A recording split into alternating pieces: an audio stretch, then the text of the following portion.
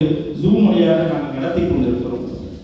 அதே போல மாதம் ஒரு முறை பின்மாகத்திலே இருக்கக்கூடிய ஒரு பள்ளியிலே நேரடியாக மக்களுக்கு ஆண்களுக்கும் சரி பெண்களுக்கும் சரி அந்த சொற்பொழிவு நிகழ்ச்சிகளை நாங்கள் நடத்தி கொண்டிருக்கிறோம். பெண்களுக்கான மார்க்க வழிகாட்டுதல்களை நாங்கள் ஜூம் வழியாக நிகழ்ச்சிகளை நாங்கள் நடத்தி கொண்டிருக்கிறோம். சிறப்பு கருத்தரங்கள், அதாவது இந்தியாவிலிருந்து தமிழகத்திலிருந்து தலைவர்களை ஜூம் வழியாக அழைத்து அவர்களை கொண்டு இணையவழி கருத்தரங்குகள் நாங்கள் நடத்தி கொண்டிருக்கிறோம். அதுக்கப்புறம் மக்கள் பணி. இந்த மக்கள் பணியில வருடந்தோறும் இரத்த தான முகாம்கள் நாங்கள் நடத்தி கொண்டிருக்கிறோம். இந்த இரத்த தான முகாமிற்காக தமிழர் நல்வாழ்வு பேரவைக்கு இங்கே இருக்கக்கூடிய ஹமத் மெடிக்கல் கார்பரேஷன் எங்களுக்கு சிறந்த சேவைக்கான அவார்டை வழங்கியுள்ளது.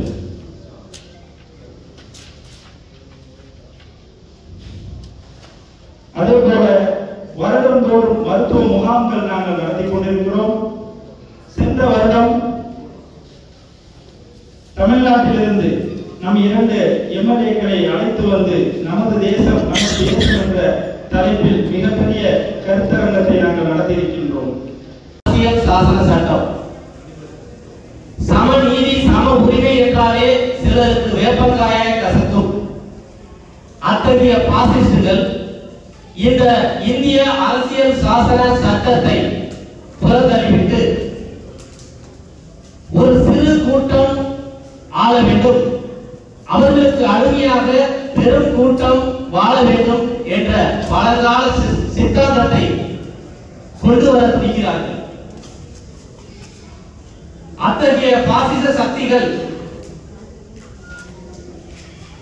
சக்திகளின் சித்தாந்தத்தை ஜனநாயகத்தின் மீதுள்ள நம்பிக்கை கொண்டவர்கள் இருக்கும் வரை அது ஒரு காலம் நடைபெறாது என்பதை உறுதியோடு கூறிக்கொள்கிறேன். திராவிட முன்னேற்ற கழகத்தின் கூட்டணியை பற்றி நமது தலைவர் எழுச்சி தமிழர் அவர்கள் கூறும்போதெல்லாம் இது வெறும் அரசியல் சார்ந்த தேர்தல் கால கூட்டணி அல்ல, இது கொள்கை கூட்டணி என கூறுவார்கள். அதுபோலதான் விடுதலை சிறுத்தைகள் கட்சியும் மனிதநேய மக்கள் கட்சியும் 100% கொள்கை சார்ந்த கூட்டணி தான். இதனுடைய அடிப்படையே சமத்துவம் சகோதரத்துவம் என்ற அடிப்படையை கொண்டதுதான் இந்த கூட்டணி. அத்தகைய சமத்துவத்தின் அடையாளமாக பார்க்கப்படுகிற பெரியாரை இழிவுபடுத்தும் விதமாக சிலர் தற்போது பிரச்சாரத்தை மேற்கொண்டு வருகிறார்கள். அம்பேத்கரையும் பெரியாரையும் யார் ஏற்கவில்லையோ, யார் நிராகரிக்கிறார்களோ, நீங்களும் ஏற்காதீர்கள், நிராகரித்து விடுங்கள் என்று புனித போராளி அல்ஹாஜ் பழனி பாபா கூறியுள்ளார். தொண்டு செய்து கழுத்த பலம் தூயதாய் மாறி விடும், மண்டை சுரப்பை உணர்ந்தோடும் மனக்குவியில் சிறுத்தை எழும் என பாவேந்தர் பாரதிதாசன் சிலாவித்து பாடிய பெரியாரை யாரெல்லாம் எதிர்க்கிறார்களோ அவர்கள் எங்களுக்கும் எதிரிகள் தான். பல புனைவு கதைகள் பேசிக்கொண்டு மூக்கை நோண்டிக்கொண்டே எங்களுடைய மூளையை நோண்டலாம் என திறன் நதியில் வயது வளர்ப்பவர்கள் திருந்திக் கொள்ளுங்கள். இஸ்லாம் கூறுகிறது குழப்பம் கொலையை விட கொடியது. கொலையே மிக கொடியதாக நாம் நினைப்போம், ஆனால் அதை விட கொடியதாக குழப்பத்தை பற்றி இஸ்லாம் கூறுகிறது. அப்படியான குழப்பமான ஒரு நிகழ்வுகளை நமது சகோதரத்துவ கட்சிகளே சில நேரங்களில் வலைதளங்களில் செய்யும் பொழுது நமக்கு மிகப்பெரிய வருத்தத்தை அளிக்கிறது.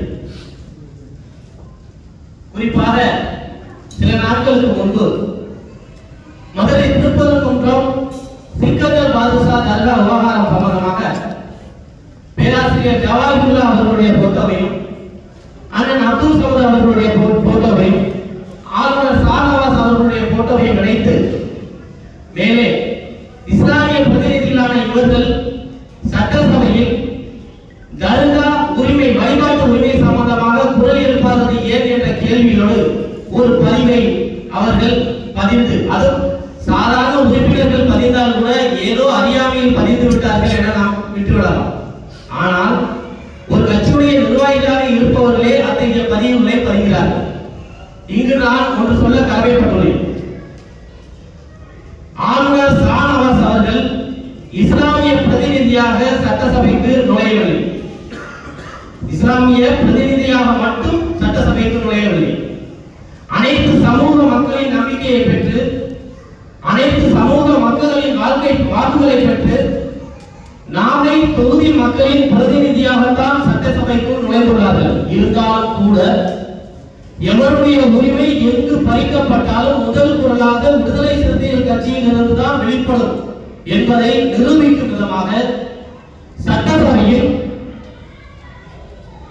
தலைவர் அப்பாவு அவர்களை சந்தித்து கவன ஈர்ப்பு தீர்மான மனு ஒன்றை அளித்தார்கள். அது உங்களுக்கு நிறைவேறலாம். அதை மறைத்து விட்டார்கள் அல்லது மறந்து விட்டார்கள் அவர்கள். அதுபோல அண்ணன் சமது அவர்களும் அப்துல் சமது அவர்களும் கவன ஈர்ப்பு தீர்மானத்தை அளித்தது உங்களுக்கு எல்லாம் நினைவிருக்கலாம். அடுத்தது இன்னொன்று புறையாகவே அதில் கூறியுள்ளார்கள். வழிபாட்டு உரிமை ஒன்றும் அங்கே தடுக்கப்படவில்லை, தடை செய்யப்படவில்லை. இன்றும் இப்போதும் வழிபாட்டு உரிமை அங்கே இருக்கிறது. ஆனால் ஆடு கோழி பலியிட தடை, அதுவும் கூட இப்பொழுது தடை போட்டதல்ல. கடந்த அதிமுக ஆட்சியில் எடப்பாடியாரின் தலைமையில் கொரோனா காலத்தில் போடப்பட்ட தடை மீண்டும் தொடர்கிறது. உங்களுக்கு பாசிசவாதிகளின் குழப்பத்திற்கு வலு சேர்க்கும் விதமாக நீங்களும் அவதூறை பரப்புவது மிகுந்த மனவேதனை அளிக்கிறது. அவதூறிலிருந்து விடுதலை, பொய்யிலிருந்து விடுதலை என்று நீங்கள் உங்களை மாற்றிக் கொள்வீர்கள் என ஒரு சகோதரனாக உங்களுக்கு கோரிக்கை வைக்கிறேன். இந்திய திருநாட்டின் விடுதலைக்காக இந்திய விடுதலை போரில் இஸ்லாமியர்களின் பங்கு அளப்பரியது. தங்களுடைய சதவீதத்திற்கு மேலாக தங்களுடைய உயிரையும் உடமையையும் பொருளாதாரத்தையும் இழந்து இத்தகைய சுதந்திரத்தை பெற்று இன்று 26வது சுதந்திர குடியரசு தினத்தை கொண்டாடி கொண்டிருக்கிறோம். ஆனால் இந்திய விடுதலை போரில் கீழ்கீற்றும் கிள்ளி போடாத ஒரு கூட்டம், இன்னும் சொல்லப்போனால் தங்களுடைய தலைமையகத்தில் இந்திய தேசத்தின் கொடியை ஏற்றுவதையே அவமானமாக கருதிய ஒரு கூட்டம் நமக்கு தேசபக்தி பாடம் எடுக்கிறது. அவர்களுக்கு நாம் நம்முடைய ஒற்றுமையோடு தேசபக்தியை பறைசாற்றுவோம். இறுதியாக ஒரு கருத்து. இந்தியா எங்கள் தாய்நாடு, இஸ்லாம் எங்கள் வழிபாடு, தமிழ் எங்கள் மொழி, தன்மானம் எங்கள் உயிர், சமத்துவம் எங்கள் உயிர் மூச்சு, சகோதரத்துவமே விடுதலை சிறுத்தைகளின் என்றைக்குமான பேச்சு என்று கூறி விடைபெற்றுக் கொள்கிறேன். ஜெய் ஹிந்த், ஜெய் ஹிந்த், அல்லாஹ் அக்பர். இதை தவிர தமிழர் நல்வாழ்வு பேரவையே அந்த இறந்தவர்களை அடக்கம் செய்யும்படியும் ஊரிலிருந்து ஒரு கோரிக்கை வரும். காரணம் என்னவென்றால் இங்கே உறவினர்கள் இல்லை, நண்பர்கள் இல்லை, இருந்து விட்டார். அதை தமிழர் நல்வாழ்வு பேரவை நீங்களே எடுத்து அடக்கம் செய்து எங்களுக்கு ஒரு வீடியோக்கள் கொண்டு அனுப்புங்க அப்படின்னு சொல்லுவார். அதையும் நாம் செய்தோம். அடுத்தபடியாக ஒரு குக்கு அவர் இறந்து விட்டார். அவருடைய பெயர் சாஜுதீன்.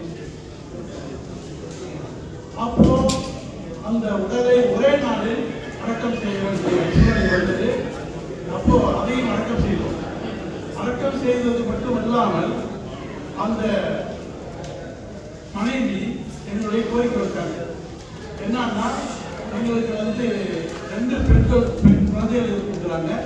என்னுடைய கணவர் இறந்து போயிட்டாரு. என்னுடைய குடும்பத்தை பார்க்கறதுக்கு இல்லை, செலவுக்கு எதுவும் உதவி பண்றதுக்கு உட்கார உடல்கள் அவ்வளவு தூரம் எங்களுக்கு உதவி செய்யல அப்படின்னு சொல்லி சொல்லும் போது அந்த ஸ்பான்சர்ட்ட கொஞ்சம் உதவி கேட்டோம். அவங்க என்ன சொன்னாங்க, எவ்வளவு வரும்னு கேட்டாங்க. ஒரு 2 லட்சம் ரூபாய் கொண்டு கேட்டாங்க. அதற்கு அவர்கள் அதெல்லாம் செய்ய முடியாது, நான் மாதம் ஒரு 10,000 இந்திய ரூபாய் அனுப்புவோம் அவங்க குடும்பத்துக்கு சொன்னாங்க. நம்ம ஒத்துக்கிட்டோம். 2 வருஷம் அனுப்பிச்சாங்க. அதாவது 2 லட்சம் இந்த அமௌண்ட் வர வரைக்கும் அனுப்பிச்சு விட்டாங்க. அதுக்கு பின்னாடி அவங்க பண்ணிட்டாங்க. உடனே அவங்க அவங்க பெயர் வந்து பாத்திமா, அவர்களை அணுகி தயவு செய்து கொஞ்சம் தொடருங்கள் கொஞ்ச நாளைக்கு அப்படின்னு சொல்லும்போது அவர்கள் உடனே மறுபடியும் தொடர்ந்தார்கள்.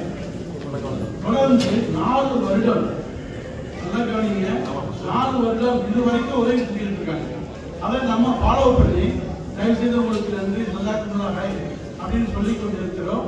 ஆகையினால அவங்க 4 வருடம் அனுப்பி கொண்டிருக்கிறார்கள், இன்னும் அனுப்புவார்கள். அதற்கான முயற்சியை நாம் எடுப்போம். அடுத்தபடியாக ஒரு நேபாள் சுனில் என்பவர் தமிழ்நாட்டைச் சேர்ந்த வீரமணி ஆறுமுகம் என்பவர்கள் கத்தியார்பட்டி தற்கொலை கத்தியார்பட்டி இறந்து போயிட்டார். அதை உடனே இந்திய அரசு தகவல் கொடுத்து அவர்களுக்கு புகழப்பட்டிருந்தி ஊரில் இருந்து அந்த மனைவிகளை வாங்கி இங்கே அனுப்பி வைத்து கோர்ட்டில் கேஸ் நடக்குது.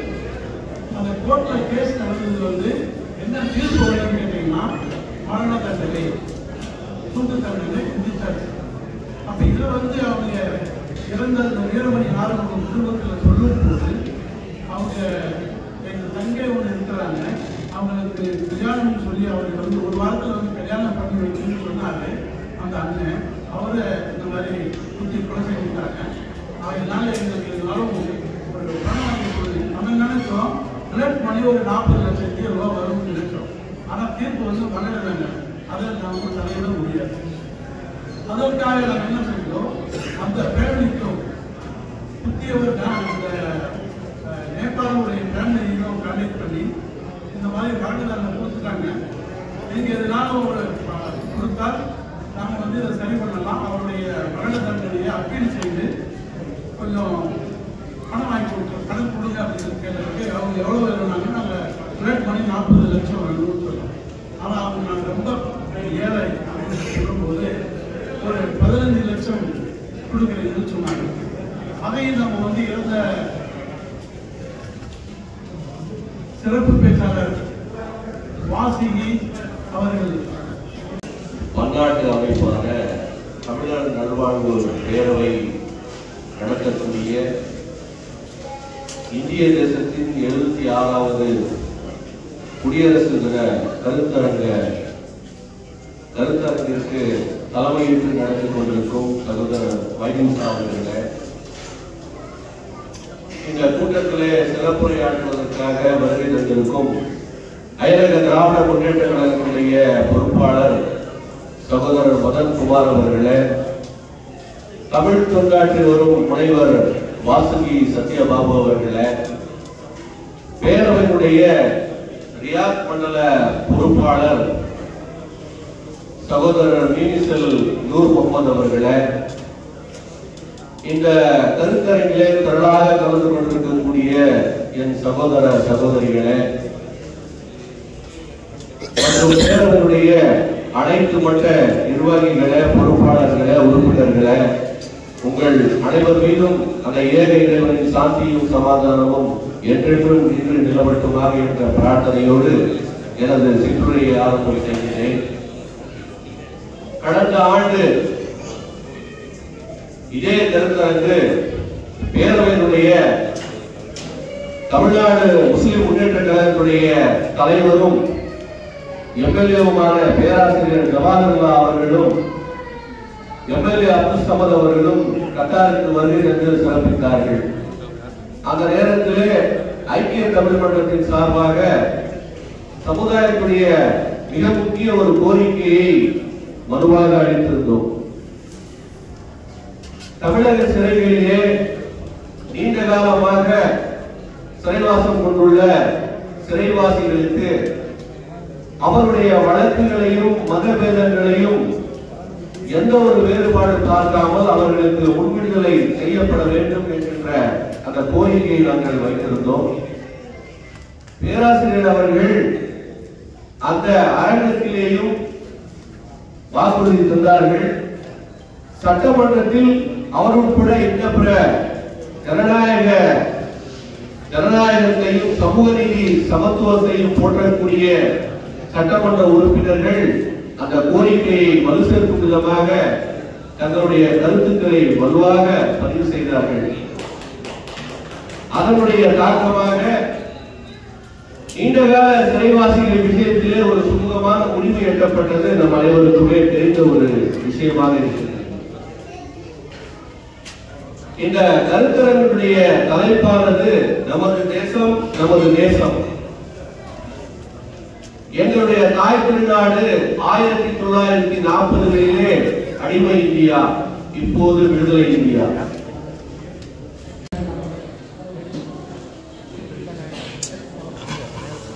இனிமை தமிழ் மொழி எமது, எமக்கு இன்பம் தரும்படி வாய்த்தன தமது. கனியை பொழிந்திட்ட சாறு உயர் கதியில் உயர்ந்திட யாம் பெற்ற பேரு. தனிமை சுவையுள்ள சொல்லை தமிழ் மொழி தவிர வேறெங்கும் யார் கண்டதில்லை. நனியுண்டு நனியுண்டு காதல் தமிழ் நாட்டினருக்கே தமிழ் மொழி நீதி. கைதட்ட 2 பேரும் தமிழன் என்று ஒரு இனம் உண்டு, தனியே அவனுக்கு ஒரு குணம் உண்டு. அமிழ்தம் அவனது மொழியாகும், அன்பே அவனது வழியாகும். தமிழை வணங்குவதும் தமிழனை வணங்குவதும் ஒன்று என்பதால் இங்கு கூடியிருக்கும் அத்துணை தமிழர்களையும் கரம் சரம் தாழ்ந்து வணங்கி மதிக்கும் நான் வாசுகி சத்தியபாபு. நல்லா கைதட்டலாம். பின்னாடி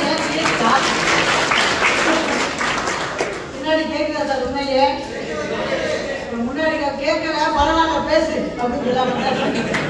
ஏன்னா ஐயா சொல்லுவாங்க, பேச்சுல 2 வகை இருக்கா. ஒண்ணு பேச்சு எப்படி பேசணும்னு ஒண்ணு இருக்கா, எப்படி பேசக்கூடாதுன்னு ஒண்ணு இருக்கா. எப்படி பேசணும்னா அதுக்கும் வள்ளுவர் பதில் சொல்லியிருக்காரு. கேட்டார் பிடிக்கும் தலைவாய் கேளாரும் கேட்க மொழிமதான் சொல். இது தமிழ் தான் நான் சொன்னது. திடீர்னு ஹிந்தி பேசுறாங்க நினைச்சுக்கூடாது. ஏன்னா பாதி பேருக்கு தெரியாது. அப்படின்னா என்னன்னா, ஒருத்தவங்க பேச்சை கேட்டவங்க அந்த பேச்சு அப்படியே கட்டி போடணுமா, கேட்டவங்க கேட்காதவங்க வருத்தப்படணுமா. கேட்டவங்க வந்து ஐயோ நேற்று ஒரு பேசினாங்களே வாசிகள் ஒருத்தவங்க பேச மிஸ் பண்ணிட்டனே அப்படின்னு சொல்லணுமா. இது மாறிடக்கூடாது. கேட்ட நீங்க எல்லாம் நொந்து போய் உட்காந்து நல்ல வேலை நீங்க நேற்று வரல, ஒரு அம்மா பச்சை கலர்ல புடவையை கட்டிட்டு அறுன்னு அறுத்துச்சு அப்படி சொல்லிடக்கூடாது. இப்படிதான் ஒரு பேச்ச அவர் வாங்க வாழ்க்கை பிடிச்சி பேசியிருக்காரு. ஒருத்த வாழ்க்கையை வெறுத்து போய் தற்கொலை பண்ண போயிட்டாங்க. சரி இனிமே நம்ம வாழவே வேண்டாண்டான். தூரத்துல மைக்கில் அவரோட பேச்சை கேட்டு ஓடி வந்துட்டான். சாஸ்தாங்கன்னு ஒரு காலில் விழுந்துட்டான். தற்கொலை பண்ண போன சார், உங்க பேச்சை கேட்டுதான் வந்துட்டு. உடனே அவர் சொன்னார், பேச்சை நிப்பாட்டு. அப்படியா, என் பேச்சு உங்க தற்கொலை தடுத்துச்சா? அவ்வளவு நல்லா பேசுறேன். நான் இல்ல ஒண்ணுமே தெரியாம பேசுறேன், நீ எல்லாம் உசுரோட நான் எனக்கு சாரணம் முடிவு பண்ணாலும் திரும்ப வந்தாங்க. அதாவது தமிழர் நலவாழ்வு சங்கம் ஒரு தொடர்ந்து ஒரு அழைப்பு, ஒரு நிகழ்ச்சிக்கு எப்படி அழைக்கணும் அப்படின்னு சில பேர் அவங்களை பார்த்து கற்றுக்கணும். இதுக்கு நீங்க கைதட்டணும். என்ன ஓனருக்கு கைதட்ட மாட்டேங்கிறீங்க?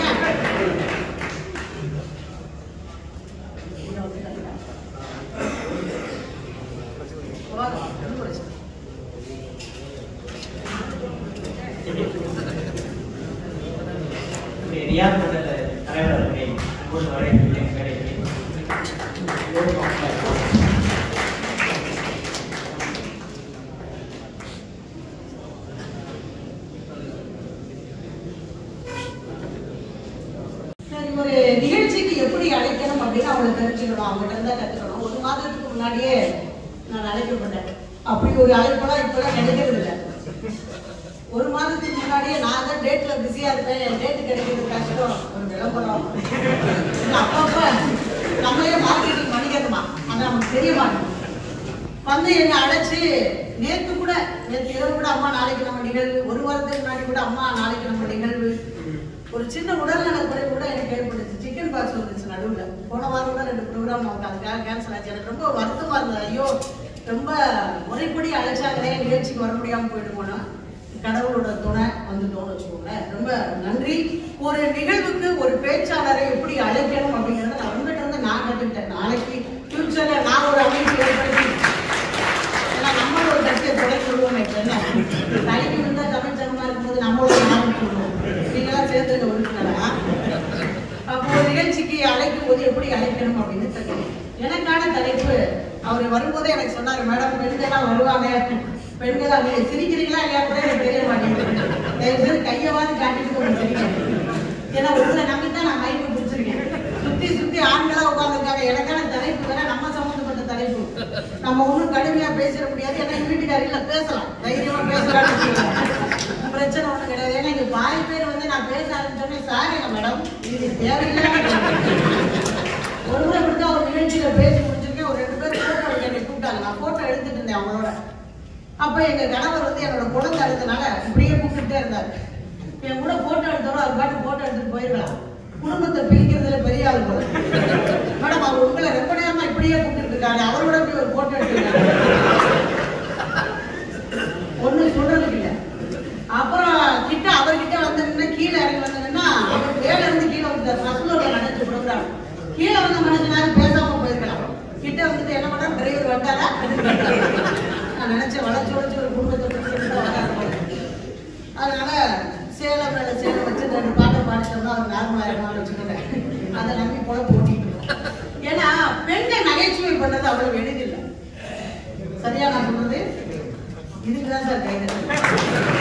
ஆடியன்ஸ்ல கைதத்தை கேட்டு கேட்டு வாங்கிட்டோம். மதுரை பாவம் ஏதோ சமாளிச்சு போயிட்டாரு. என்னால சமாளிக்க முடியாதுல்ல ஒரு பேச்சாளர்.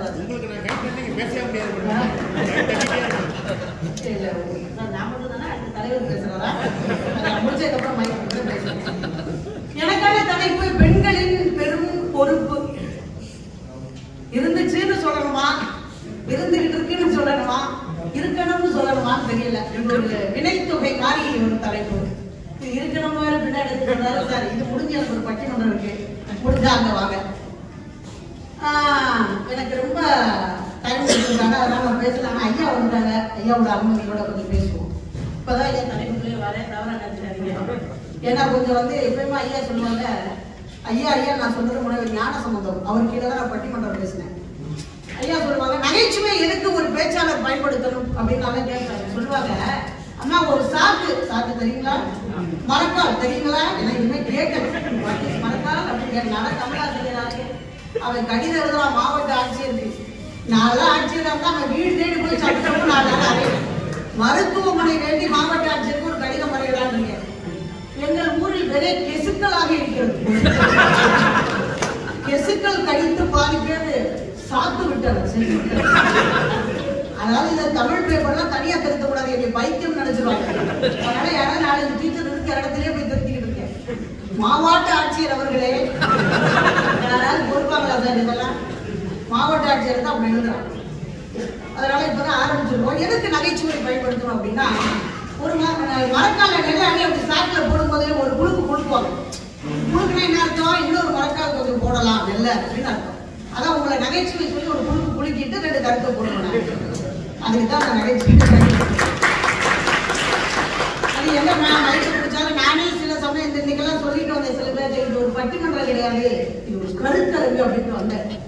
ரொம்ப சீரியஸா பேசணும்னு வந்தேன். ஆனா மதன் என்ன பேசுனது பிறகு மாத்திக்கிட்டேன்.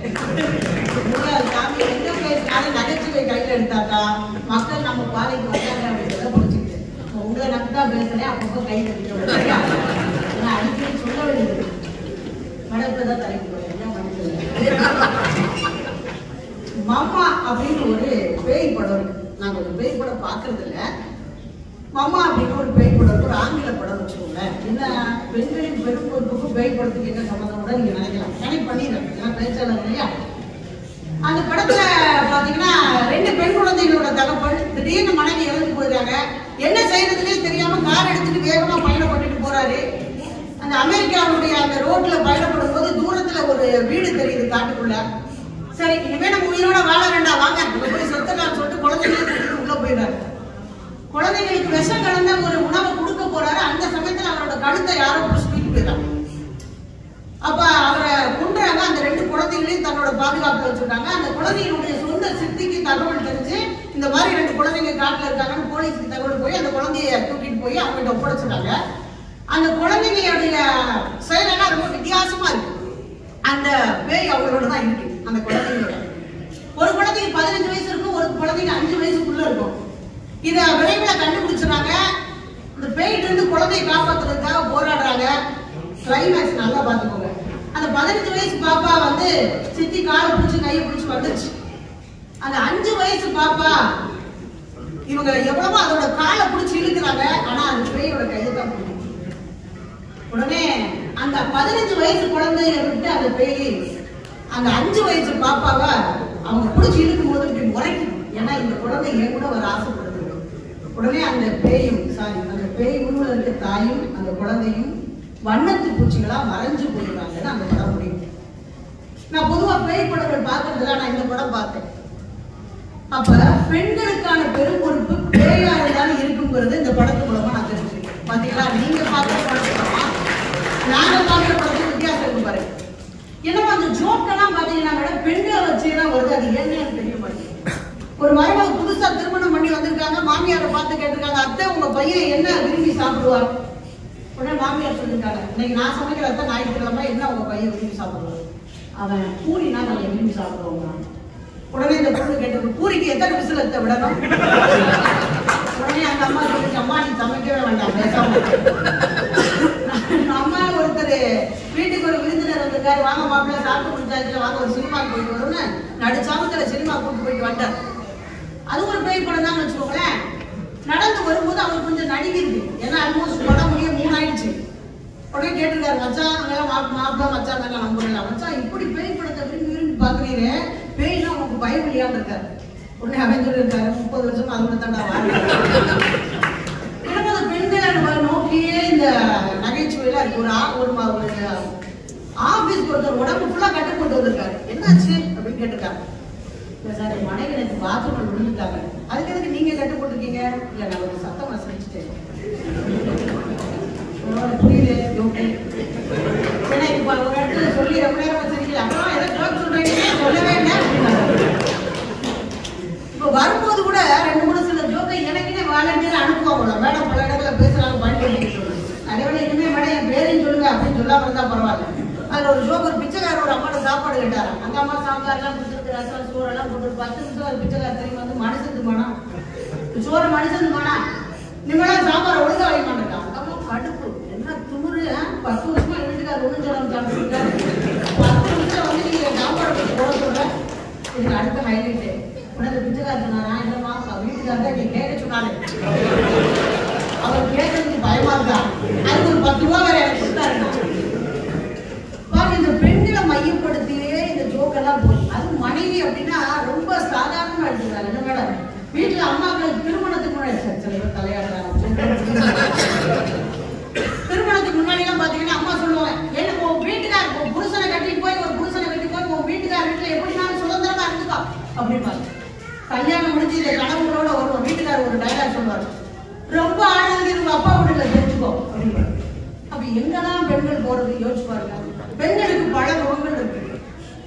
இப்ப கூட ஒரு நியூஸ் படிச்சேன். கும்பமேளால நானே நல்ல ஒருத்தர் 40,000 ரூபாய் சம்பாதிச்சிருக்காரு. வெறும் வேப்ப குச்சியை வித்து, வேப்ப குச்சியை 2ஆ வெட்டி வித்துருக்காரு சார். வித்து 40,000 ரூபாய் சம்பாதிச்சிருக்காரு. ஏன்னா யாருமே பேஸ்ட் பிரஸ் எடுத்துட்டு வந்துருக்க மாட்டாங்கல்ல. 4 நாள்ல வேப்ப குச்சி வித்து 40,000 ரூபாய் சம்பாதிச்சிருக்காரு. ஹவ் இஸ் பாசிபிள் கேட்டுக்காங்க. மை லவர் அப்படின்னு இது வெட்டுறது ஒட்டுறதுலாம் அவங்களுக்கு நல்லா தெரியும் போல.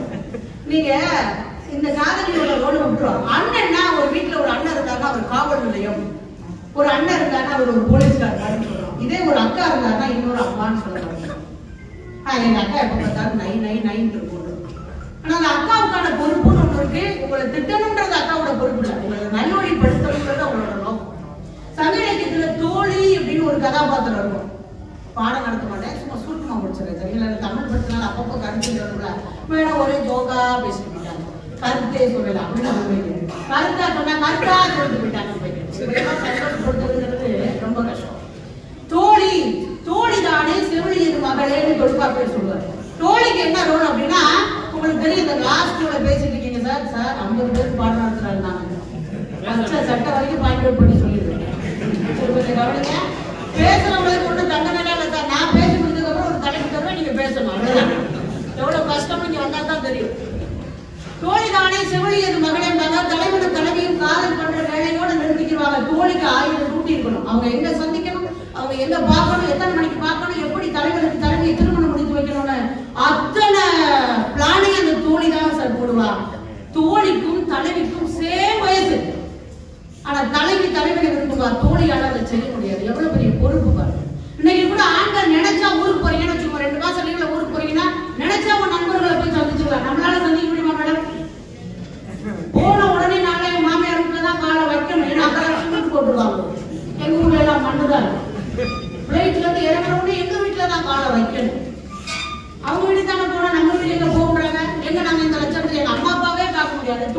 பாக்குறது? வைரமுத்து அழகா தோழிமார் கதைன்னு ஒன்று சொல்லியிருப்பாரு. ஆத்தோரம் பூத்த மரம், ஆன அடங்கு மரம், கிளையெல்லாம் கூடு கட்டி கிளி வாழும் புங்க மரம், புங்க மரத்தடியில் பூ விழுந்த மணங்களில் பெண் பார்த்த சிறுவயது பெண்ணை நினைவிருக்கா? சிரிக்கு மத பாவாட சீக்கிரம் அவருதுன்னு இறுக்கி முடி போட்டு எங்காக கட்டிவிட பட்டு சிறுகையில் பட்ட இடம் புண்ணாக புண்பட்ட இடத்தில் நீ என்ன வச்ச நினைவிருக்கா? மருதாணி வச்சவர்கள் மடங்காம நான் இருக்க, நாசமா போன நடுமுதுகு தான் இருக்க, சுருக்கா ஓடி வந்து சொரிஞ்ச கதை நினைவிருக்கா? சிறுவாட்டு பானையில கருவாட்டு பானையில சிறுவாட்டு காசு எடுத்து கோணாறு கடலடி குச்சி ஏசி ஒண்ணு வாங்கி நான் திங்க நீ கொடுக்க, நீ திங்க நான் கொடுக்க, பல்லாட நான் எடுத்து பங்கு போட நினைக்கல, வீதியில 2 துண்டா விழுந்துருச்சே நினைவிருக்கா? வெள்ளாறு சலசலக்க கண்ணாமூச்சி ஆடுகையில் கால் கொலுச நீ தொலைக்க, சூடு வப்பா கிளவின்னு சொல்லி சொல்லி நீ அழுக, ஏன் கால் கொலுசை எடுத்து உனக்கு போட்டு விட்டு என் வீட்டில் நொங்கு வைத்த அடி நினைவிருக்கா? பல்லாங்குழி ஆடுகையில் பருவம் திறந்து விட என்னமோ ஏதோ சாகத்தான் போறேன்னு நான் சொல்ல விறுவிறுன்னு கை பிடிச்சு வீடு வந்து சேர்த்தைய நினைவிருக்கா?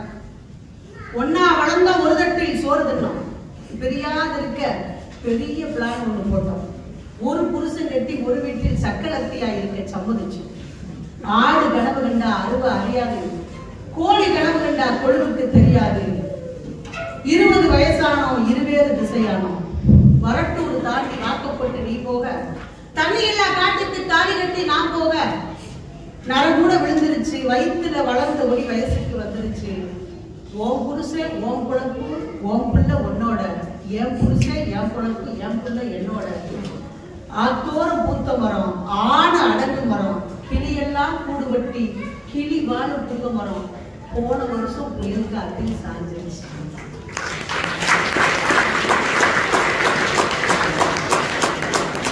பரவாயில்ல, தமிழும் புரியுது. இந்த கண்ணதாசன் எனக்கு ரொம்ப பிடிக்கும், ரொம்ப பிடிக்கும். ஆனா அவரு காதலியை பாடும்போது கொஞ்சம் நக்கலா பாடுறாரு. பாடு கொஞ்சம் சுமாரா பாடுறாரு சார். மைக் சரியா வேலை சொல்றேன் சார், முன்னாடி வந்தார். அடுப்பறிக்கும் பெண்களெல்லாம் அழகழகா நடக்குதப்பா, அச்சடிச்ச காகிதத்தை அடுக்கடுக்கா சுமக்குதப்பா, ஏட்டினிலே படிக்குதப்பா, எடுத்து சொன்னா புரியலப்பா, நாட்டுக்கு அவர் ஆணியப்பா, அடுத்து நக்கலப்பா, வீட்டுக்கு அவ மனைவியப்பா. முதல் யாராவது சொல்லுங்க பாப்போம். டீச்சரா இருக்கிறதுனால கேள்வி கேட்டே பழகிடுச்சு சார். கையை தூக்கு கீழே போடு.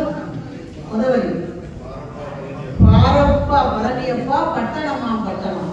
ஆனா அதே கண்ணதாசன் வயது முதிர்ந்து வேற யாருமே இல்லை சார், எனக்கு என்னுடைய மனைவி தான் எல்லா தரப்போய் பாட்டு பாடுறாரு. கார சுமை தாங்கி போலே மார்பில் எனை தாங்கி வீழும் கண்ணீர் துடைப்பால் அதில் என் விம்மல் தனியும் அடி, பேருக்கு பிள்ளை உண்டு பேசும் பேச்சுக்கு சொந்தம் உண்டு, என் தேவையை யார் அறிவார் உன்னை போல் தெய்வம் ஒன்றே அறியும். நல்லா பாடிருக்கேன்னு நினைக்கிறேன். உன் கண்ணில் நீர் வடித்தால் என் நெஞ்சில் முதிரம் கொட்டுதடி, என் கண்ணில் பாவ என்றோ கண்ணம்மா என் உயிர் நின்னதென்றோ. சோகமா பாடுறோம். அங்க பாருங்க, வயதான உடனே கண்ணதாசனுடைய ஆளுமை மாறுதா? காரணம் மனைவியை தவிர வேற யாரும் பார்த்துக்க மாட்டாங்கன்னு அவருக்கு தெரிஞ்சு. சார், ஒரு திருமணம் நடக்குது, முதல் பிறந்த நாள் மனைவிக்கு, கணவன் வீட்டுக்குள்ள வராரு, என்ன கிஃப்ட் தருவாருன்னு அவங்களோட மனைவி காத்திருக்காங்க. கணவன் அவங்க கை பிடிச்சி சொல்றாரு, வேலை போயிடுச்சு. அந்த அம்மா கொஞ்சம் கூட கலங்க பயப்படாதீங்க, இவ்வளவு நாள் நீங்க வந்து ஒரு தொழிலாளியா இருந்தீங்க, இருக்கு நீங்க முதலாளி ஆகுங்கன்னு சொல்லுது இன்போசிஸ் சுந்தரமூர்த்தி. இன்போசிஸ்க்கு எவ்வளவுதான் வேணுண்டா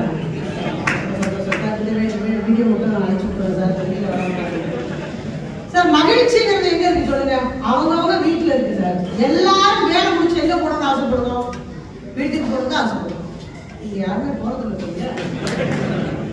எல்லாரோட மனைவி வீட்டுல இருக்காங்க, அவங்க கடைசின்னு சொல்றேன். வீட்டுக்கு போகும்போது வாங்க என்று சொல்ல மனைவியும், கை கால்களை பிடித்து கட்டிக்கொண்டு அப்பா எனக்கு என்ன வாங்கிட்டு வந்தா என்று சொல்ல குழந்தைகளுக்கு இருக்கும் வரை குடும்பம் தான் சார் பேசும். நாங்க இந்தியாவில் இருக்கும் பொழுதுலாம் வெளிநாடுகளுக்கு பேச போவோம், நமக்கு பேச போவோம். இப்ப வெளிநாட்டிலே பேசிட்டு இருக்கோம். அப்ப பேச போகும்போது ஐயா கடைசியா ஒரு ஞானசம்பந்தம் அழகா சொல்லுவாங்க, சார் அமெரிக்காவில் இருந்த சொன்னோம், என்ன ரோடு, இந்த ரோடு நம்ம ஊர்ல இல்லை சார், என்னமா ஹாஸ்பிட்டல் கட்டிட்டது, ஹாஸ்பிட்டல் நம்ம ஊர்ல இல்லை, என்னமா பில்டிங் கட்டிட்டாங்க, பில்டிங் நம்ம ஊர்ல இல்லை, அமெரிக்காவிலே இருந்தது ஒரு நாள் தான். மறுநாள் எப்படா ஊருக்கு போகணும். அமெரிக்காவில் இருக்கிற அத்தனை விஷயங்களும் இந்தியாவில் இல்லாமல் இருக்கலாம், ஆனால் நம்ம ஊர்ல இருக்கிற குடும்பம் எந்த நாட்டிலையும் கிடையாது. பகுத்தறிவுவாதி பாரதிதாசன் பொது உடைமைவாதி. பெண்ணடிமை தீர்வட்டும் பேசும் திருநாட்டில் மண்ணடிமை தீர்தல் உயர்க்கும் பேர் சொல்வார் பாரதிதாசன். நான் பேசுறது தமிழ் தான். திடீர்னு ஒரு கருத்து அந்த பாரதிதாசன் தன்னோட நண்பரை கூப்பிட்டு பாரதியாரை பார்க்க போறாரு, நம்மளால அவைலபிள் இல்ல. உடனே செல்லம்மா வெளியில சொல்றாங்க, இல்ல வெளியில போயிருக்காங்க. பாரதிதாசன் அப்படியா, நான் போயிட்டு வரேன்னு சொல்றதுக்கு முன்னாடி சாஸ்தாரமா காலில் விழுந்துட்டாரு. கொஞ்சம் தூரம் போன உடனே அவர் கையை கூட வந்து பிரசனிட்டே வராது. கேட்டுருவோமா வேணாம், கேட்டுருவோமா, கொஞ்ச தூரம் போனோன்னு கேட்டார், சார் இவர் பொது உடைமைவாதி, இவர் பகுத்தறிவர், ரெண்டு காலில் போய் விழுகிறீங்க. பாரதிதாசனுடைய பதில் விழுந்து அவனோட செல்வனை தேடி கொடுத்து தந்தை குவிக்கும் கவிதை குயில் நாட்டின் பகையை கவிக்கும் கவி முரசு நீடுதில் நீக்க பாடி வந்த நிலா காடு கமலம் கற்பூர சொற்கு அறம்பாட வந்த அறிஞர் புதிய மரம் பாட வந்த மரவன் ஜாதி படைக்கு அண்டா நெருப்பவன் அயலார் எதிர்ப்பிற்கு அடையா விளக்கவன் என்னென்று சொல்வேன் தமிழால் பாரதி தகுதி பெற்றதும் பாரதியால் தமிழ் தகுதி பெற்றதும் எவ்வாறு எடுத்திருப்பேன் சொன்ன பாரதிதாசன் சொன்னா, ஒரு யுக கவிஞன் பாரதியை உருவாக்கியவன் காலம் விழுந்தே கிடக்கலாம்டா. ஒரு தடவை விழுந்துருந்துச்சு, பெரிய விஷயம் இல்லைன்னு சொன்னா, அந்த பாரதியை எனக்கு ஏன் பிடிச்சிருக்குன்னு சொன்னா, எப்பயுமே நான் பாரதியார் பத்தி சொல்லிட்டு தொடங்குவேன். பாரதியை பத்தி பேசும்போது எமோஷனல் ஆயிடும். காரணம் பாரதி மட்டும்தான். 2 பெண் குழந்தைகளை சார், எல்லாரும் அந்த காலத்துல பெண் குழந்தை, ஐயோ உங்களுக்கு பொன் குழந்தையா, பொன் இப்பயே கேட்கிறாங்க. ஆனா பாரதி 2 பெண் குழந்தை பிறந்திருக்கு. தாமிரபரணி ஆற்றங்கரையில் அப்படி நடந்து போறான். சுத்தானந்த பாரதி கூட வராரு. 20 ரூபாய் இருக்கு பாரதி கிட்ட. பாரதி சொல்றான், ஓய் அப்படிதான் கூப்பிடுவோம், ஓய் என்னிடம் 20 ரூபாய் இருக்கிறது, இந்த 20 ரூபாய் வைத்து இந்தியா ஒரு இதழை தொடங்குவேன், அந்த இதழ் 200 விற்பனையாகும், 200 2000 ஆகும், இந்த பணமும் பன்மடங்காகும், நான் பணக்காரனாவேன், இந்தியாவில் சுதந்திர மூச்சை எல்லா இடத்திலும் விதைப்பேங்கிறார். அந்த நேரத்தில் பார்த்து ஒரு அம்மா ஒரு கூடை எடுத்து கீழே வச்சுட்டு தாமிரபரணி ஆற்றங்கரையில, ஐயோ கடவுளே, இன்னைக்கு என் பழமெல்லாம் விற்கலையே, என் பிள்ளைங்க சாப்பாட்டுக்கு என்ன பண்ணுவோம், இன்னைக்கும் பட்டினியா கிடக்குமே. குரல் கேட்கிறது. நெருங்கி போகிறான் பாரதி. என்னம்மா பிரச்சனை, இன்னைக்கு ஒரு பழமும் விற்கிறதையா, என் குடும்பமே பட்டி கிடக்கும். அப்படியாம்மா, இந்த கூடையில் உள்ள பழங்களின் விற்பனை விலை எவ்வளவு கேட்கிறான், 20 ரூபாய்ங்கிறா. 20 ரூபாய் எடுக்கிறான், கொடுக்கிறான். பாதியை சுத்தானந்த பாரதிக்கு பழங்களை கொடுத்து விட்டு அந்த பெண்ணிடம் கேட்கிறான், அம்மா உனக்கு எத்தனை குழந்தைகள் என்று கேட்கிறான். அந்த குழந்தை 2 பெண் குழந்தையா. யுக கவிஞன் சொல்கிறான், எவருக்கும் மதுவே வாழ்வெளி அப்படின்னு நடந்துட்டான். எவ்வளவு அந்த வார்த்தையை கொடுத்தது அந்த மனிதனுடைய பொறுப்பு இல்லையா? நான் 2-3 பாயிண்ட்ல முடிச்சிடுறேன். ஒரு பெரிய கால்பந்தாட்ட வீரர் மணிகன், அவரோட பேரை தேடி பார்த்தா கிடைக்கல. அவர் ஒரு பிரஸ் மீட்ல உட்காந்துருக்காரு. பிரஸ் மீட்ல உட்காந்துருக்கும் போது யாரும் பேசக்கூடாது, உங்களுக்கே தெரியும், வேற எங்கேயும் கவனம் செல்லக்கூடாது. ஆனா ஒரு போன் அடிக்குது, இவனுக்கு அந்த போனை எடுத்துறாரு. எடுத்துட்டு அவர் 2 பதில் தான் சொல்றாரு, ஃபைன் வச்சுட்டாரு. இந்த 2 பதிலாம் சொல்லிட்டு அப்படியே நிமிந்து பார்க்கறாரு. எல்லாரும் அவரே பார்த்துருக்காங்க. சொல்றாரு, என்னுடைய தாய் தான் என்ன அழைச்சாங்க, என்னோட தாய் தான் என்னை கூப்பிட்டாங்க, சாப்பிட்டீங்களா, நல்லா இருக்கியான்னு கேட்டாங்க. எப்பொழுதும் நலன்களையே நினைக்கக்கூடிய தாய் மட்டும்தான் தன்னலத்தை நினைக்கிறாங்க. ஒரு தமிழ் அழகா சொன்னா, நீ எந்த தப்பு வேணா பண்ணிப்போ, இந்த உலகத்தில் தப்புக்கு மன்னிப்பை மட்டுமே தண்டனையாக வழங்கக்கூடிய ஒரே நீதிமன்றம் எதுனா தாய் மட்டும்தான். ஒரு குழந்தை வீடு வரையுது, வீடு பக்கத்துல அழகா ஒரு மரம் வரையுது, மரம் பக்கத்துல பூ வரையுதுன்னா குழந்தைகளுக்கு மட்டுமே தெரிகிறது, ஒரு வீடு ஒன்று இருந்தால் பக்கத்தில் மரம் ஒன்று இருக்க வேண்டும் என்பது அந்த குழந்தைகளுக்கு சொல்லிக் கொடுப்பது தாய். கண்ணதாசன் சொல்றான், எந்த குழந்தையும் நல்ல குழந்தை தான் மண்ணில் பிறக்கவில்லை, அவன் நல்லவனாவதும் தீயவனாவதும் அன்னை வளர்ப்பதிலே தான் தெரியும். பிள்ளை பெற வேண்டும், பிள்ளையை வளர்க்க வேண்டும் என்ற ஒரு சட்டம் போட்ட காலத்தில் குதிரையில் ஏறி போரை வென்றால் ஒருத்தி, அது மாற்றம். வாய் கட்டு வச்சா இப்ப கூட நீ என்ன பெரிய இந்திரா காந்தியான்னு கேட்கிறாங்களே, அது மாற்றம். நீ என்ன வாய் பேசுவ, கருப்பா இருக்க, நீ என்னத்த சாதிக்க போற, நீயா வெளிநாடா என்று சொன்னவர்கள் மத்தியில் நாமும் ஒரு முதல் பரிசு பேச்சு போட்டியில் மட்டும் 4000 மேடைகள் என்னோட பேச்சை கேட்கணும் 4 பேர் நான் சாதனை பண்ணிட்டேன் பார்த்தீங்களா, அது விளம்பரம். அதுவும் சாதனை. படிப்பறிவு இல்லாத ஒரு பட்டிக்காட்டில் வாழக்கூடிய ஒரு வயதான பெண்மணியின் காலில் இந்திய பிரதமர் விழுந்து எழுந்தாலே சின்ன பிள்ளை, அவளும் மாட்டோம். படத்தில் ஆரம்பிச்சேன், அம்மா படத்தோட நண்பர்களே, அவள் ஒரு தொடர்கதை படம் எல்லாருக்கும் தெரியும் நினைக்கிறேன். அதுல சுஜாதா எப்பயும் எரிஞ்செரிஞ்சு விழுகிற ஒரு கேரக்டர். அந்த அம்மா எப்பயும் தன்னோட லஞ்ச் பேக்ல ஒன்று வச்சிருப்போம், என்னன்னா ராஜினாமா கடிதத்தை எப்பயுமே வச்சிருப்போம். யாராவது வந்து இந்த குடும்ப பொறுப்பெடுத்துக்கிட்டா இதை தூக்கி எடுத்துட்டு நம்ம ரெஸ்ட் எடுக்கலாம். ஒரு நாள் அந்த அம்மாவுக்கு சொல்லுவாங்க, அவங்க அப்பாட்ட இருந்து ஒரு கடிதம் வரும், செல்வங்களோடு அப்பா திரும்பி வருது. அந்த அம்மாவுக்கு சந்தோஷம் தாங்க முடியாது. வெறும் ஓடி போய் ஆபீஸ்ல ராஜினாமா கடிதத்தை கொடுத்து தோழிக்கிட்ட அவ்வளவு சந்தோஷமா பேசும். காதலர்கிட்ட போய் 2 விரல்ல ஒண்ணு தொடு, நம்ம விரைவில் திருமணம் பண்ணிக்கலாம்னு சொன்னோம். இவ்வளவு சந்தோஷத்தோட திரும்பி வர ஒரு பொண்ணுக்கு ஒரு சாமியார் பதில், அவர் தான் அப்பா.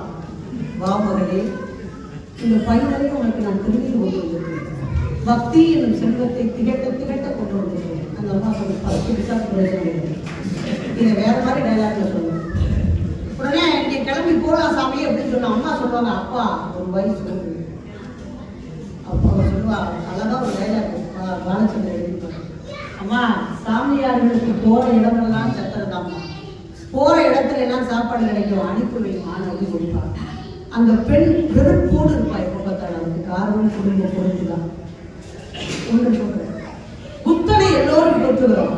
எனக்கு இதெல்லாம் வேண்டாங்க, இந்த அரசாங்கம் வேண்டாம், அரசாட்சி வேண்டாம், மணிமொழி வேண்டாம், பணம் வேண்டாம் தூக்கி போட்டு போன புத்தனை பாராட்டு நான் தான் புத்தனுடைய மனைவியை கண்டுக்கவே இல்லை. இதுதான் உலகம். நான் எப்பவுமே மேடையில் பேசணும்னு இந்த நாட்டில் நீங்கள் ஒரு வருடம் ஒப்படைக்க வேண்டும் என்று சொன்னால் குடிகாரனோடு குடும்பம் நடத்துகிற பெண்களிடம் ஒப்படைக்க நான் சொல்லுவேன். ஆனா நான் இப்ப சொல்றேன், இந்த நாட்டை நீங்கள் ஒருவரிடம் பொறுப்பாக ஒப்படைக்க வேண்டும் என்று சொன்னால் கணவரை வெளிநாட்டில் விட்டுவிட்டு தன் 2 குழந்தையோ 1 குழந்தையோ இந்தியாவில் வைத்துக் கொண்டு இங்கே போனா சொந்தக்காரன் என்ன பேசுவான், இங்கே போனா சொந்தக்காரன் என்ன பேசுவான், இந்த இடத்துக்கு போகும்போது நம்ம எப்படி போகணும், பேங்க்கு போகும்போது நம்ம எப்படி போகணும், இந்த விசேஷத்துக்கு நம்ம எப்படி போகணும், நம்ம குழந்தைகளை எங்க படிக்க வைக்கணும், குழந்தைங்க அப்பா எப்பமா வருவாருன்னு கேட்கும்போது அதுங்களோட கண்ணீரை தொடச்சு விட்டு தைரியம் சொல்லிட்டு கிச்சன்ல தோசை சுடும்போது அழுகிறா பாருங்க நம்ம ஒரு பொண்ணு. அவளுடைய கையில் நம்மளுடைய நாட்டை கொடுத்து விட்டா பொறுப்பா இருக்கும்போது என்னுடைய போன் பண்ணும்போது உங்களுக்கு 1000 பிரச்சனை இருக்கும். நீங்க சொல்ற அளவுல அந்த அம்மா கண்டுபிடிச்சோம், என்னாச்சு எதுவும் பிரச்சனையா அப்படின்னு கண்டுபிடிச்சோம். இங்க இருக்கிற மனிதர்கள் கூட நீங்க அலோ அப்படின்னு சொல்ற அந்த அலோங்கிற வார்த்தையில என்னாச்சு எதுவும் பிரச்சனையா, உங்க மேனேஜர் உங்களை விட படிச்சிருப்பாரு, உங்களை விட பெரியாளா இருப்பாரு. ஆனா அந்த அம்மாவுக்கு நீங்க தான் பெரியாரு. உங்க மேனேஜர் கிடந்தான் அந்த வேலையே உங்களை பெற்றதே நீங்க அதை விட பெரிய காமெடி அந்த அம்மா பண்ணுவீங்க, ரொம்ப அழகா இருக்கீங்க, அதை விட பெரிய காமெடி பண்ணுவோம் நீங்க, அவளோட அறிவு இல்லையா, அதுதான் அவருக்கு கொடுக்க முடியல. இத்தனை ஆறுதலை வார்த்தைகளை சொல்லக்கூடிய ஒரே ஆள் மனைவி மட்டும்தான். தாயோடு அறுசுவை போம், குழந்தைகளோடு அன்பு போம், மனைவியோடு எல்லாம் போம் என்று சொல்வார் பாரதி. பொறுப்புள்ள பெண்களாக பெண்கள் என்றுமே இருப்பதால் தான் இந்த உலகம் இன்றளவும் இயங்கிக் கொண்டிருக்கிறது என்று வள்ளுவ பெருந்தகை சொல்கிறார். வாசகை சொல்றது என்ன வாய்ப்பு அதுவே விஷயம். ஆனால் அந்த தரிகாவிலே முதல் மரியாதை அந்த ஊரை சார்ந்த ஐயாத்துறை பத்தர் என்று சொல்லக்கூடிய அந்த பத்தருக்குத்தான் முதல் மரியாதை அங்கே செய்யப்பட்டு கொண்டிருக்கிறது. அதே போன்று அன்பான சகோதரிகளே, என் அருமை சகோதரிகளே, கல்யாணராமன் திருக்கோயில் என்ற ஒரு கோயில் ஒன்று உண்டு. அந்த கோயிலுக்கு அந்த கோயிலுடைய தேர் ஓட வேண்டும் என்று சொன்னால் அல்லாஹ் பிச்சை என்று சொல்லக்கூடிய ஒருவரை போய் அவருடைய வீட்டிலே மூலதானங்கள் அடைத்து அவரை அழைத்து வந்து அவர் தொட்ட பிறகுதான் அந்த தேர் ஓடும் என்ற ஒரு அங்கீகாரத்தை அன்றைக்கே ராஜராஜ சோழனுடைய வழிவந்தவர்கள் அளித்ததாக அந்த கோயிலுடைய செப்பேடுகள் சொல்கிறது.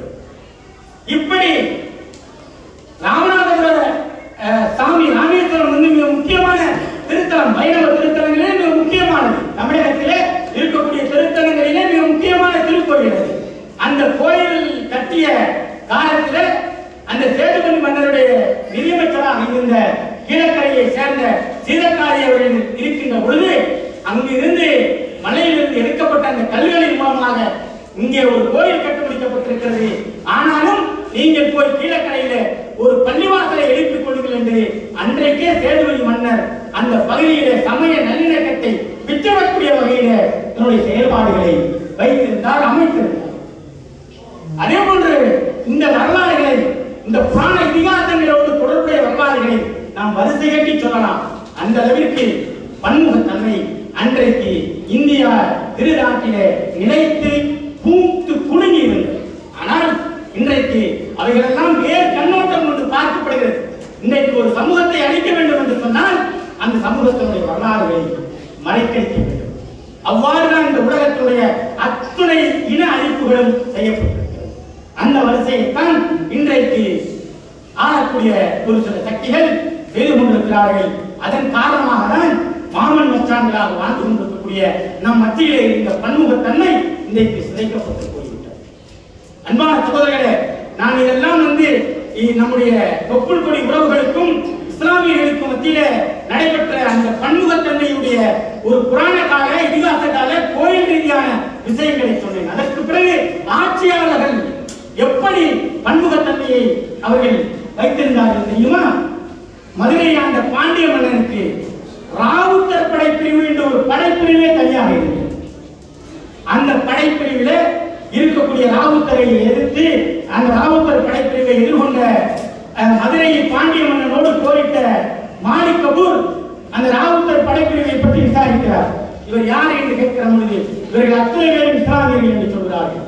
உடனே அவர் சொல்கிறார், மாலிக் கபூர், நீங்கள் நானும் ஒரு மாலிக் கபூர் ஆகிய இஸ்லாமியன், என்னை போரிடக்கூடிய நீங்களும் ராவுத்தர்கள், நீங்கள் முஸ்லிம்கள், ஏன் நீங்கள் என்னோடு வந்து சேர்ந்து விடக்கூடாது என்று கேட்கின்ற பொழுது அந்த ராவுத்தர் படைப்பினுடைய தளபதி சொன்னார், நாங்கள் பாண்டிய மன்னருக்கு சுந்தரபாண்டிய மன்னன் என்று கருதுகிறேன், அந்த மன்னனுக்காக நாங்கள் போர்க்களத்துக்கு வந்திருக்கிறோம். எனவே உன்னோடு நாங்கள் போரிட்டு உன்னை வீழ்த்துவோமே தவிர ஒரு காலமும் உன்னோடு நாங்கள் உடன்பட்டு நிற்க மாட்டோம் என்று அன்றைக்கு ராவுத்தர் படைப்பினுடைய தளபதி சொன்னார்கள். அப்படி பூத்து குலுங்கியது பன்முகத்தன்மை நமது தேசத்தில். அது மாத்திரமல்ல, சேதுபதி மன்னனுடைய நிதியமைச்சராக இருந்தவர்கள் பெரும்பகுதி முஸ்லிம்கள். அதிலே தம்பிமலைக்காயார் என்று சொல்லக்கூடிய ஒரு நிதியமைச்சர் காலத்திலேதான் சிக்காகோவிற்கு செல்ல வேண்டிய விவேகானந்தருக்கான அந்த பயண செலவுக்கான ஏற்பாடு அவர் மூலம்தான் சேதுபதி